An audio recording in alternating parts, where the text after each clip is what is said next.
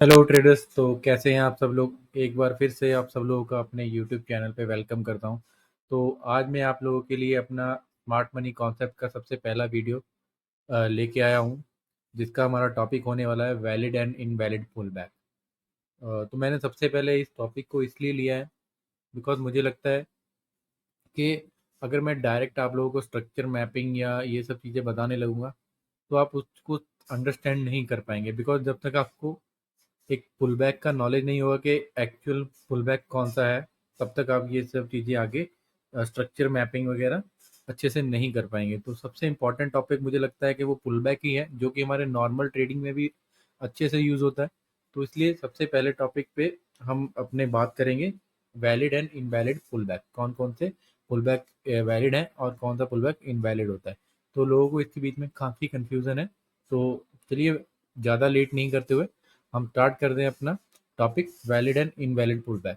तो सबसे पहले मैं आपको एक पिक दिखाता हूँ, उसके बाद फिर हम चार्ट पे कुछ एग्जांपल से ट्राई करेंगे। तो सबसे पहले हमारे पास जो हमारा पुल बैक है उसके बारे में डिस्कस करते हैं। तो हमारे पास दो तरीके से पुल बैक बनते हैं। एक मार्केट जब ऊपर जाती है तब अप ट्रेंड में चलती है, और एक जब मार्केट डाउन ट्रेंड में चलती है।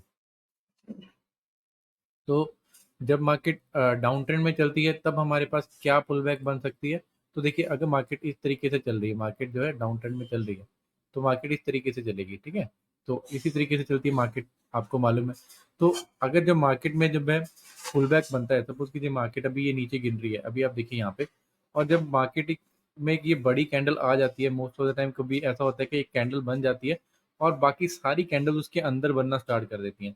तो तो जब मार्केट इसके अंदर बनना स्टार्ट कर देती है, तो स्टार्टिंग तो क्या होता है कि यहाँ से एक फटाफट से एक फास्ट मोमेंटम आता है, जो नीचे इस कैंडल के लो को ब्रेक कर देता है, बट इसके हाई को ब्रेक नहीं कर पाता।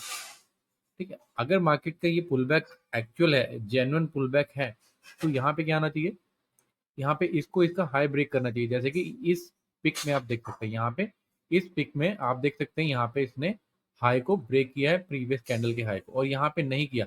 तो ये वाला जो पुल बैक होगा ये मेरा इनवैलिड पुल बैक होगा। आपको हमेशा याद रखना है, जब भी मार्केट आपका डाउन ट्रेंड में आ रहा है, कुछ ऐसी एक बड़ी कैंडल आ गई, उसके अंदर कैंडल ने ना ही कैंडल ने उसका लो ब्रेक किया है, और ना ही कैंडल ने उस कैंडल का हाई ब्रेक किया है, और उसके बाद मार्केट नीचे गिर गया, तो ये जो पुल बैक होगा ये हमारा इनवैलिड होगा।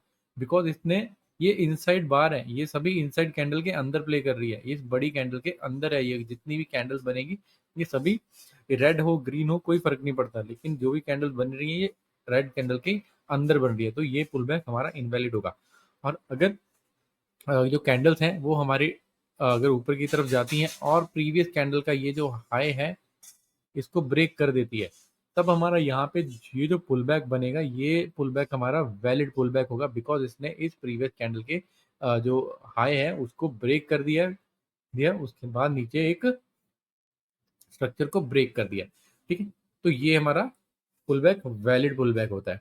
तो इसके बाद हम एक अप ट्रेंड में देख लेते हैं। तो जैसे ये मार्केट ऊपर जा रही है और एक अच्छी सी कैंडल आती है, उसके बाद ये कंटिन्यूटी के साथ डाउन कैंडल आती है, बट क्या होता है यहाँ पे, ये इसके लो को ब्रेक नहीं कर पाती, ये इसके लो को ब्रेक नहीं कर पाती, और यहाँ से जो हाई है कैंडल का उसको ब्रेक कर देती है। तो ये पुल बैक भी हमारा इनवैलिड होगा, बिकॉज इसने इसके कैंडल के लो को ब्रेक नहीं किया, ये कैंडल के लो को ब्रेक नहीं किया, तो इसलिए यहाँ पे ये इनवैलिड हो जाता है। और जो वैलिड होता है, वैलिड पुल बैक कैसा है कि जब मार्केट ऊपर की तरफ जाएगा तो ऐसे नीचे गिरेगा, और अगर मार्केट इसके नीचे या तो कैंडल क्लोजिंग कर दे या इसके नीचे विक भी बना दे, दोनों में से कोई भी कंडीशन चलेगी, ऊपर भी सेल साइड भी और अप साइड भी, दोनों में से कोई भी कंडीशन चलेगी। मार्केट को अपने प्रीवियस कैंडल का ये जो हाई है, ये जो मदर कैंडल बोल सकते हैं हम इसको, इस मदर कैंडल के लो को ब्रेक करना पड़ेगा। उसके बाद अगर इसको ब्रेक करती है तब हमारे पास एक ये एक्चुअल वैलिड पुल बैक होता है।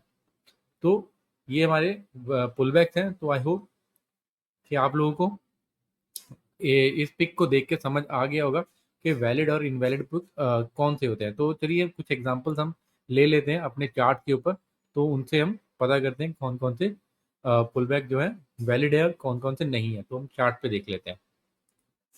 तो चलिए सबसे पहले हम एक डाउन साइड के उसकी बात कर लेते हैं। तो सपोज कीजिए मार्केट जो है ऊपर से नीचे गिर रहा है, और ये एक कैंडल बन जाती है। आप इस कैंडल को देख रहे हैं, ये एक कैंडल मार्केट में बन जाती है। ये रेड कैंडल इतनी बड़ी विक के साथ एक कैंडल मार्केट में बन जाती है। ठीक है, तो इस कैंडल के बनने के बाद क्या होता है, अब हम इसके हाई और लो को मार्क कर देते हैं।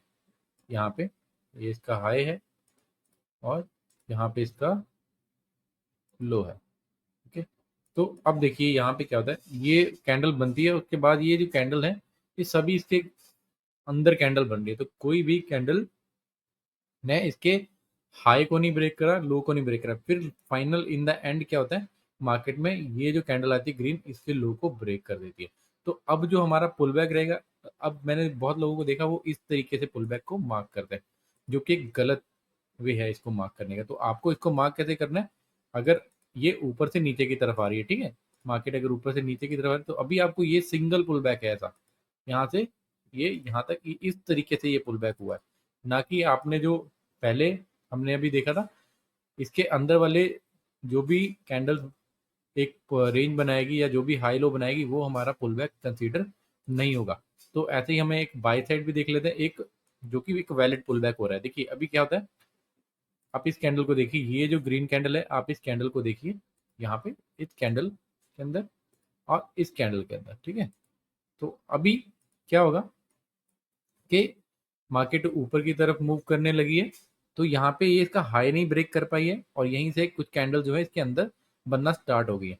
लेकिन फाइनली क्या होता है, मार्केट इसके लो को ब्रेक कर देता है, इसके लो को ब्रेक करता है, तो उसके बाद मार्केट में एक मोमेंटम आता है जो इसके हाई को ब्रेक कर देता है। ठीक है, विच मीन्स कि अब जो कैंडल्स, अब जो पुल बैक बना है वो एक जेन्युइन पुल बैक है, एक ये वैलिड पुल बैक है अप साइड की साइड। ठीक है, तो अब आप इसको कुछ इस तरीके से मार्क कर सकते हैं। ठीक है, अब आप इसको ऐसे मार्क कर सकते हैं, कोई प्रॉब्लम नहीं। लेकिन अगर ये कैंडल सपोज कीजिए यहाँ पे इसके यहीं से वापस चला जाता, तो ये मेरा पुल बैक जेन्युइन नहीं होता, तब मैं इसको ऐसे मार्क नहीं करता, तब ये मेरे लिए एक सिंगल लेग होती जिसको मैं डायरेक्टली यहाँ से मार्क करता, तो ऐसे ऊपर की तरफ मार्क कर सकता था। ओके, तो ये हमें चीज़ों का ध्यान रखना है कि जो हमारा पुल बैक हो, तो हमें ये देखना है कि जो भी कैंडल बन रही है उसके आगे या पीछे जो भी कैंडल बनी है, रीसेंट कैंडल, कहीं जो कैंडल्स अभी बनी है वो कैंडल उसी कैंडल की रेंज के अंदर तो नहीं है। अगर ऐसा है तो उस पुल बैक को आपको कंसीडर नहीं करना है। यहाँ पे स्मार्ट मनी में कॉन्सेप्ट में लोग ये बहुत गलती करते हैं। ठीक है, तो अभी हम एक या दो एग्जांपल्स और देख लेते हैं, अगर हमें कहीं मिलती है इसको भी देख सकते हैं कि मार्केट क्या है, यहाँ से ऊपर जा रहा है और ये बीच में कैंडल्स बनी है, ना इसने इस कैंडल के हाई को ब्रेक किया, ना यहाँ पे हाई को ब्रेक हुआ है, ना ही यहाँ पे इसका लो ब्रेक हुआ है। तो ये कैंडल हमारे लिए कोई पुल बैक नहीं है, ये जस्ट एक सिंपल नॉर्मल कैंडल है जिसको हमें इस तरीके से मार्क कर रहा है। ये सीधा इस तरीके से गया मार्केट यहाँ तक, फिर ये इस तरीके से गया, फिर ये ऐसे गया।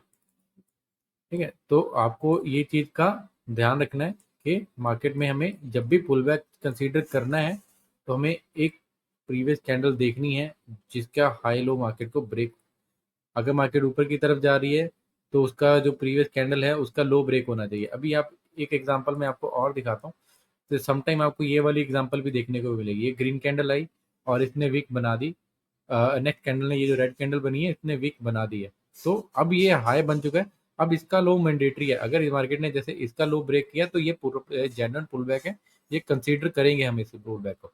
तो जब भी मार्किंग करेंगे तो हमें यहाँ पे हमें क्या, हम इसको इस तरीके से मार्किंग करेंगे, यहाँ से इस तरीके से ऐसे मार्क करेंगे ऊपर तक। ठीक है, तो इस पुल बैक को आपको कंसीडर करना है। तो ये चीज़ें आने वाले हमारे जो मेरा सीरीज रहेगी उसमें बहुत हेल्प करेगी आपको।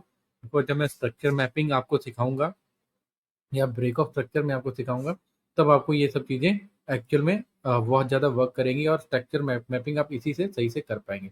तो आई होप कि आपको ये जो वीडियो है ये एक नॉलेजेबल वीडियो लगा होगा, और जिसको भी फुल बैक के रिगार्डिंग कोई भी इशू होता है था तो उसका कुछ ना कुछ आपको इसमें हेल्प मिली होगी, उस पुल बैक को आपको समझने के लिए कि आपको किस पुल बैक को कंसीडर करना है, किसको नहीं करना है।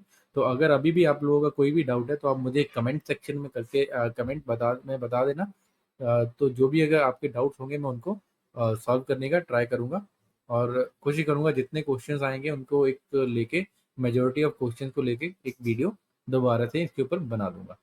तो आई होप कि आपको नॉलेज अच्छा लगा होगा। अगर नॉलेज अच्छा लगा है तो प्लीज़ आप वीडियो को लाइक कीजिएगा, चैनल को सब्सक्राइब कीजिएगा, और कमेंट जरूर कीजिएगा कि आपको बताइएगा जरूर आपको क्या क्या इसमें वीडियो में अच्छा लगा, और क्या आपको ये सब चीज़ें पहले पता थी पुल बैक के बारे में या नहीं पता थी। तो चलिए गाइस, आज का वीडियो यहीं पे रैप करते हैं, फिर मिलते हैं नेक्स्ट वीडियो में।